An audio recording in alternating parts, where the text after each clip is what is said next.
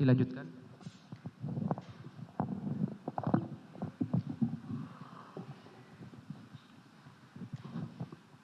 Majelis Hakim yang terhormat, tim penasihat hukum yang kami hormati.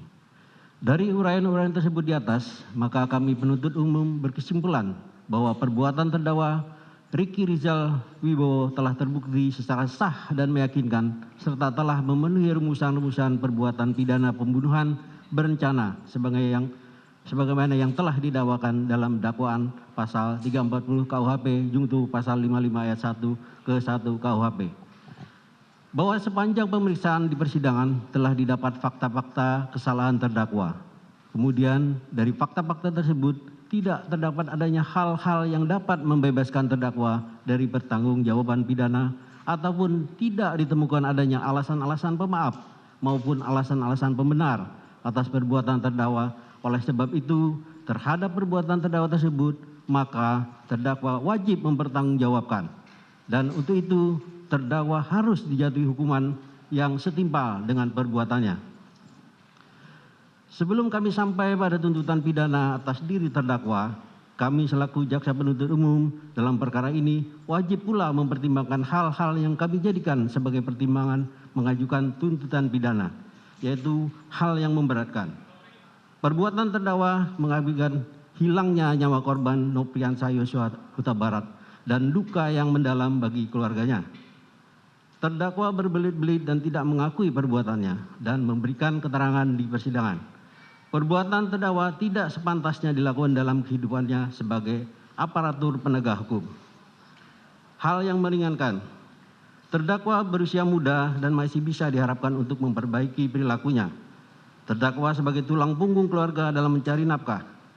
Terdakwa masih mempunyai anak-anak yang masih kecil dan membutuhkan bimbingan seorang ayah.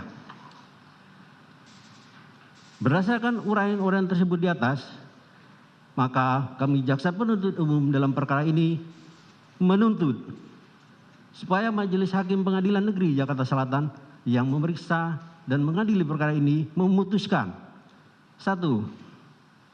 Menyatakan terdakwa Ricky Rizal Wibowo terbukti bersalah melakukan tindak pidana turut serta melakukan pembunuhan yang direncanakan terlebih dahulu, sebagaimana diatur dan diancam pidana dalam dakwaan primer pasal 340 KUHP junto pasal 55 ayat 1 ke 1 KUHP.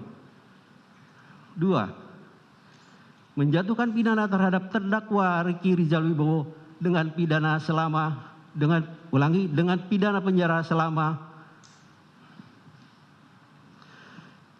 8 tahun dikurangi selama terdakwa menjalani tahanan sementara dengan perintah terdakwa tetap ditahan. Menyatakan barang bukti berupa mulai huruf A sampai dengan huruf I dikembalikan kepada JPU untuk dipergunakan dalam perkara atas nama terdakwa Ferdi Sambo SH SIK MH. 4. Menetapkan supaya terdakwa dibebani membayar biaya perkara sebesar Rp5.000.